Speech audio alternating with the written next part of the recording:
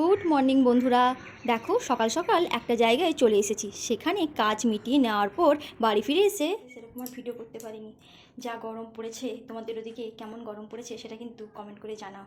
চলো আজকে লাঞ্চে কী কী রান্না করলাম সেটাই তোমাদের সঙ্গে শেয়ার করি। এখানে ভাত, উচ্ছে সেদ্ধ নিয়ে নিয়েছি, আলু মাখা, কই মাছের ভাজা যেটা বর্দি দিল, আর এটা হচ্ছে ডিমের পাতলা করে ঝোল বানিয়েছি, আর সঙ্গে রয়েছে টক দই। এই গরমে কিন্তু টক দই খুব উপকারী। আজকে এই বেডশিটটা চেঞ্জ করিনি, বিকেলে বসে দেখো ব্যালকনিতে গ্রিন টি খাচ্ছিলাম আর বাইরের পরিবেশটাও উপভোগ করছিলাম, কি সুন্দর লাগছিল। দেখো বন্ধুরা, বানাতে যাব রুটি, আর দেখি কি করা যায়। চলো যাই, তোমরাও চলো আমার সঙ্গে। আজকে তোমাদের রাতের ডিনার শেয়ার করে দিই, কী রান্না করেছি।